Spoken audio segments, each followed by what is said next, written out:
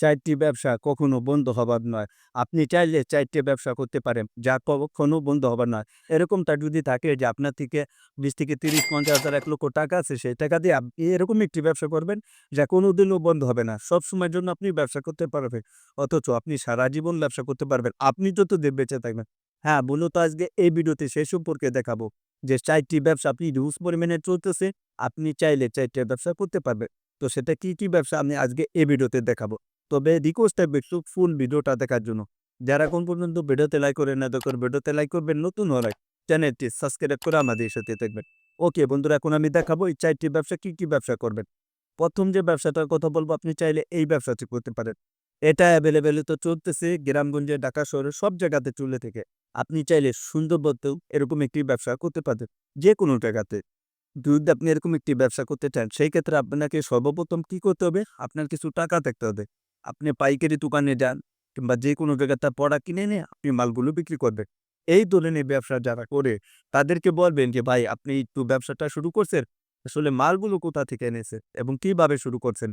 তা তাদেরকে জিজ্ঞাসা করলেই হবে। আপনি আমাকে প্রশ্ন করতে পারেন, "তো আপনিই তো বলতেছেন।" তাহলে আপনি বললেন, "না, হ্যাঁ ভাই, আমি তো বলতেছি আপনি যেখানে থাকেন সেখানকার কোনো একটি পাইকারি দোকানে থেকে মালগুলো, প্রোডাক্টগুলো কিনে এনে আপনি বিক্রি করতে পারবেন।" ২ নম্বর যে ব্যবসাটার কথা বলব, সেটা হিউজ পরিমাণে চলতেছে। বর্তমানে আমি ঢাকাতে আছি, বাইরে গেছিলাম। বাট মাত্র দেখে আসলাম আরকি যে ফুটপাতের ব্যবসা। ভাই, ফুটপাতের ব্যবসার এত পরিমাণ চাহিদা, নগদ টাকা বিক্রি করা যায়, যা কখনো লস হওয়ার কোনো সম্ভাবনা নেই।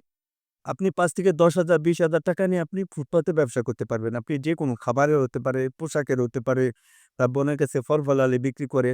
তো আপনি চাইলে ফুটপাতে ব্যবসাগুলো করতে পারেন। এটার চাহিদাটা অনেকটা খুব ভালো। ৩ নম্বর যে ব্যবসাটার কথা বলব, সেটা আরেকটু ভিন্ন রকমের। অনেক ভাইরা আছে দোকানেও বিক্রি করে, দোকানের বাইরেও বিক্রি করে। আপনি যেখানেই বিক্রি করেন না কেন, সেখানেই এই ধরনের প্রোডাক্টগুলো চলে থাকে।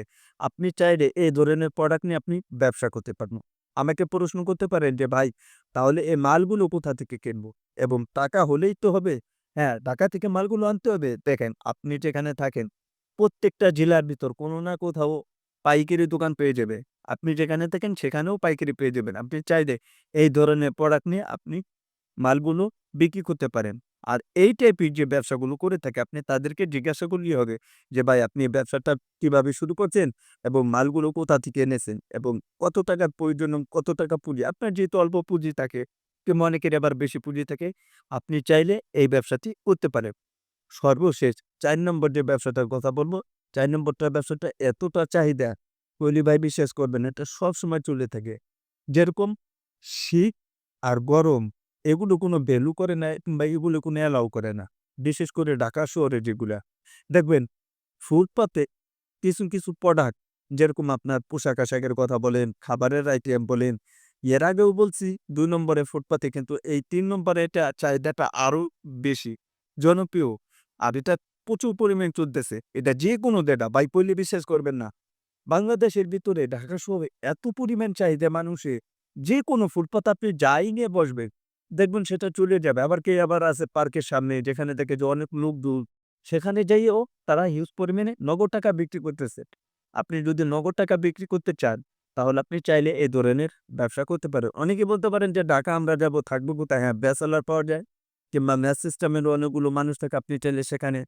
গ্রামগঞ্জে যদি আপনি থাকেন, তাহলে গ্রামগঞ্জে আপনি বাসাবাড়িতে থেকেও আপনি এই ধরনের ব্যবসাগুলো করতে পারেন। যেকোনো ব্যবসা হতে পারে, খাবারও হতে পারে, পোশাকেরও হতে পারে, তারপরে মোবাইল, যেরকম কাভার নেয়া, হেডফোন নেয়া, চার্জার নেয়া, পরে আবার কেউ জুতো স্যান্ডেল বিক্রি করে।